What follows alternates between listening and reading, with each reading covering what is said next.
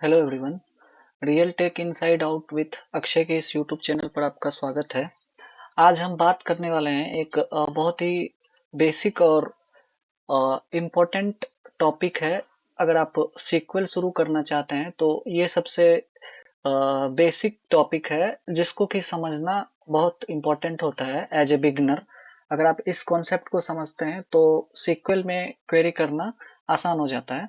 तो आज सीक्वल में मोस्टली यूज्ड 3 की के बारे में बात करेंगे, टोटल 3 की। वैसे तो बहुत सारे की हैं बट मोस्ट बेसिक जो है उसमें से प्राइमरी की, कैंडिडेट की और फॉरेन की के बारे में आज हम बात करेंगे। तो आइए वन बाय वन समझते हैं कि प्राइमरी की, कैंडिडेट की और फॉरेन की क्या होता है।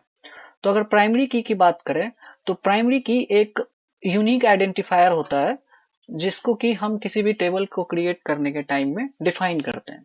जैसे मान लीजिए अभी हमारे पास ये स्टूडेंट का टेबल है, तो उस स्टूडेंट के टेबल में बहुत सारा रिकॉर्ड हो सकता है, जैसे student ID, name, email, age. जो भी कॉलम हम बना रहे हैं उस स्ट्रक्चर को डिफाइन कर रहे हैं, स्टूडेंट के टेबल के स्ट्रक्चर को। तो उसमें जब हम कॉलम्स को डिफाइन करते हैं तो उसी समय हमको ये प्राइमरी की का कॉन्सेप्ट सबसे मोस्ट बेसिक है जिसका कि इस्तेमाल हम करते हैं टेबल स्ट्रक्चर को डिफाइन करने के लिए। तो प्राइमरी की क्या करता है?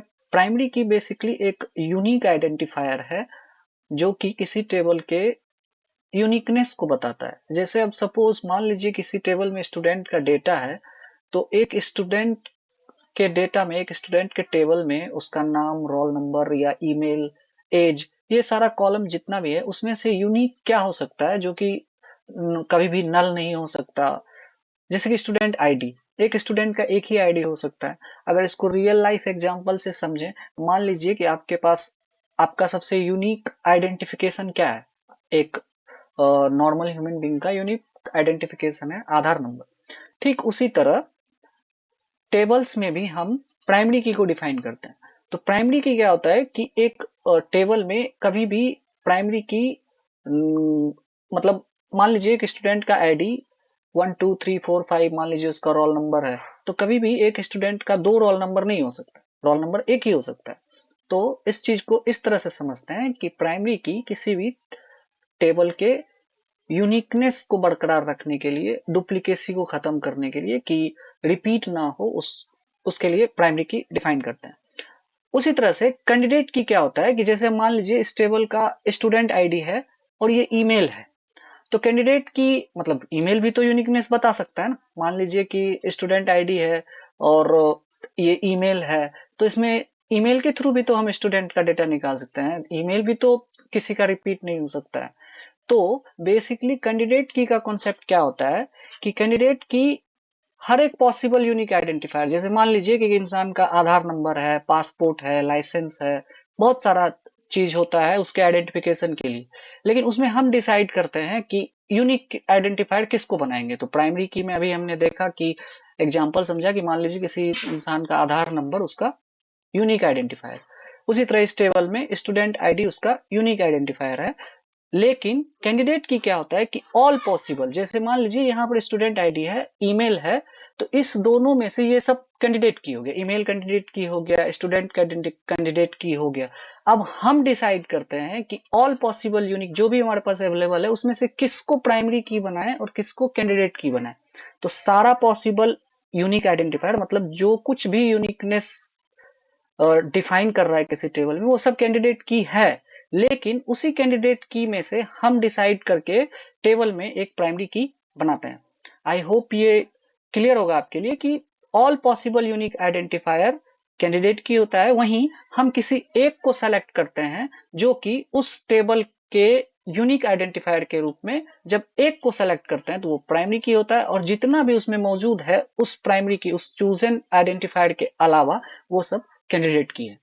ठीक उसी तरह फॉरेन की को समझते हैं। अगर फॉरेन की के कॉन्सेप्ट को समझने का कोशिश करें तो फॉरेन की बेसिकली दो टेबल्स को जोड़ने के लिए हम यूज करते हैं। जैसे मान लीजिए अभी हमारे पास यहाँ पर एक स्टूडेंट, यहाँ पर मान लीजिए अभी हमारे पास एक एम्प्लॉय और डिपार्टमेंट दोनों टेबल मेरे पास मौजूद है, और इस टेबल में से हम समझते हैं कि आखिर फॉरेन की क्या होता है। जैसे अभी आप देखें तो हमारे पास इस एम्प्लॉय के टेबल में एम्प्लॉय आईडी है, फर्स्ट नेम है, लास्ट नेम है, सैलरी है, और एक डिपार्टमेंट आईडी है। तो ये डिपार्टमेंट आईडी कहाँ से आया? तो डिपार्टमेंट आईडी कहाँ से आया? तो हमारे पास एक और टेबल है डिपार्टमेंट। इस डिपार्टमेंट आईडी में जैसे ये टेबल बनाया तो इस डिपार्टमेंट आईडी का यूनिकनेस यानी कि इस डिपार्टमेंट आईडी को हम इस डिपार्टमेंट टेबल का प्राइमरी की मान सकते हैं। तो इस डिपार्टमेंट टेबल का प्राइमरी की हो गया।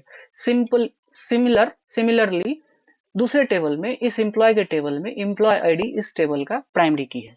तो अब फॉरेन की को समझने के लिए हमको ये बहुत जरूरी है समझना कि फॉरेन की क्या करता है। फॉरेन की रिफरेंस करता है किसी दूसरे टेबल के प्राइमरी की को। तो जैसे अगर हम एम्प्लॉय के टेबल में देखें तो एम्प्लॉय के टेबल में हमारे पास ये डिपार्टमेंट आईडी है जो कि डिपार्टमेंट टेबल का प्राइमरी की है, बट यहाँ पर इस टेबल में भी डिपार्टमेंट आईडी मौजूद है। तो इस एम्प्लॉय के टेबल के रेफरेंस में ये डिपार्टमेंट आईडी हम कह सकते हैं कि ये फॉरेन की है। इसका यूज करके हम डिपार्टमेंट के टेबल को और स्टूडेंट के टेबल को कनेक्ट कर सकते हैं। जैसे अभी मैंने बताया डिपार्टमेंट टेबल में ये डिपार्टमेंट आईडी इसका प्राइमरी की है, इसका प्राइमरी की एम्प्लॉय टेबल में जाके इसका प्राइमरी की मींस डिपार्टमेंट आईडी इस एम्प्लॉय टेबल में उसका फॉरेन की बन जाता है। तो बेसिकली हम ये करते क्यों हैं?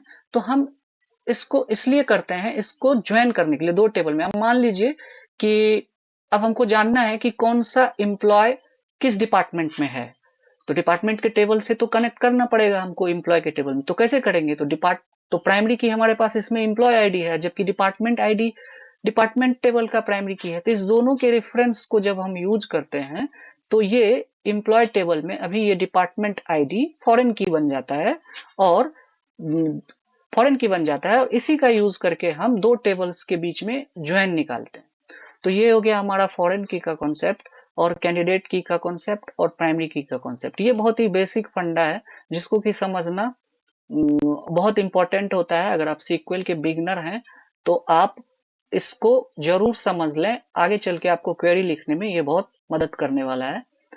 तो आप हमको जरूर बताएं कि आपको ये हमारा वीडियो कैसा लगा, और अगर आपको और भी इसी तरह के वीडियोस के लिए हमारे चैनल को जरूर सब्सक्राइब करें। Thanks for watching.